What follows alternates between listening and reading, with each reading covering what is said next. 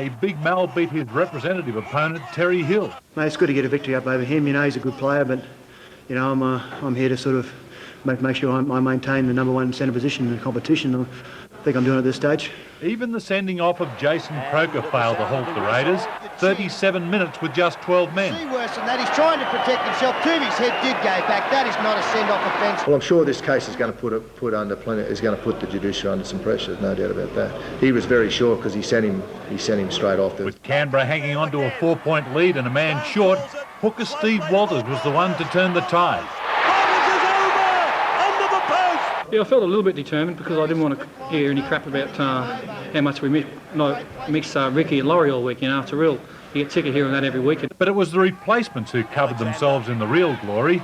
One who's sure to be seen again, Jason Burnham, David Wesley and the super sub himself, Steve Stone. Limited opportunity when we are playing the lower grade, so when we do get one, we have to grab it with both hands. At the end of the long weekend, the league ladder looks this way, with North still unbeaten. Canterbury moved to outright second after beating West this afternoon, with the Raiders and St George equal third.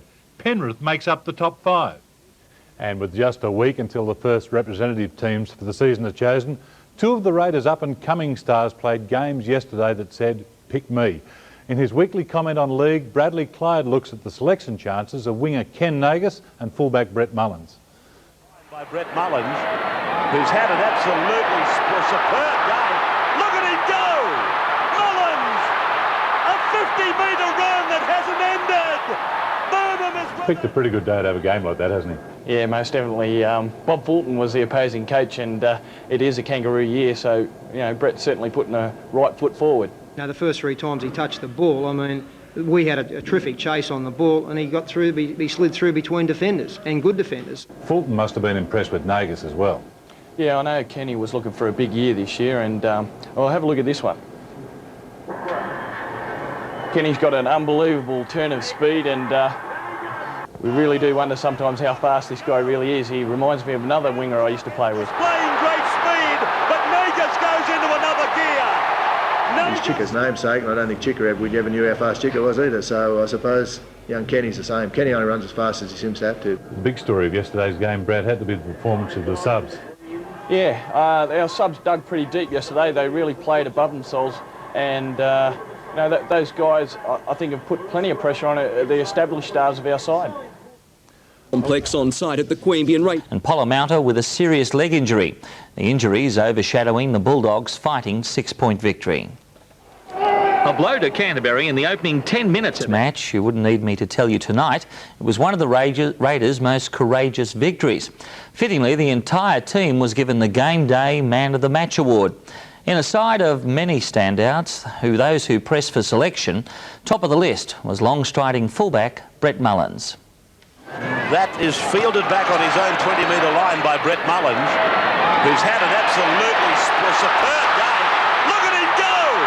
Mullins! A 50-metre run that hasn't ended! Burnham is with it! Well, Brett Mullins! That is incredible stuff! Our biggest problem was, you know, coming to grips with Mullins bringing the ball back. I mean, that was one of our problems, that, you know, the first 3 times he touched the ball, I mean, we had a terrific chase on the ball, and he got through, he slid through between defenders, and good defenders. If Brett Mullins was hoping to impress any coach in the Winfield Cup next to his own, it would have to be Bob Fulton, the current Australian coach. One of the few positions still open in the Aussie team is fullback, and Mullins certainly staked his claim yesterday. I think he's got to obviously look at a country origin side to start with. I mean, he'd be the logical choice there, but I mean, you know, Mal, I've had a chat with Mal about his performance too over the, you know, just in general conversation, and you know, Mal's wrapped him, and you know, he said he's come along in leaps and bounds. Mal Meninga also made a point of destroying the representative hopes of another young buck. This time he made Terry Hill look like a reserve grader. Mate, it's good to get a victory up over him. You know, he's a good player, but, you know, I'm here to sort of make sure I maintain the #1 centre position in the competition. I think I'm doing it at this stage. Oh, it was a challenge for Hill and Danny Moore. I think they've learnt.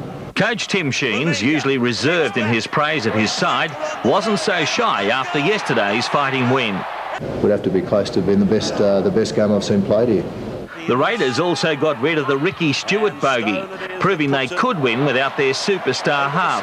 Super sub, Steve Stone, handed in the game of his career at the Raiders. I'm not really worried about what the press, as long as I can play well and the team's successful and coach is happy and I'm there next week, that's enough to keep me happy. Well, a well-deserved rest day for the Canberra Raiders today, and especially for Steve Walters. Instead of crossing to him tonight, we spoke to him after yesterday's great match. Firstly, was he at last happy with his own form? Yeah, a bit happier, mate. It was a good win for the side. A better effort from me personally, so I can't remember throwing any bad passes, which was the main thing, and no mistakes, and it was a real win, good win for us.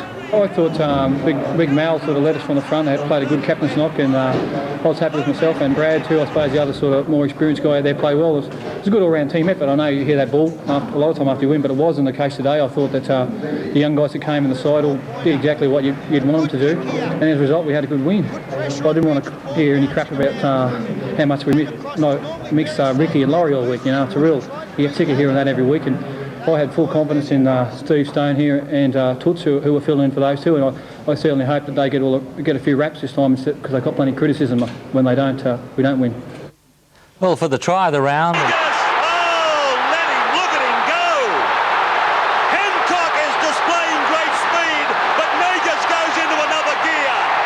Negus scores, and that puts the nail in the coffin. To the table, and North Sydney still... And bombed opportunities kept coming their way.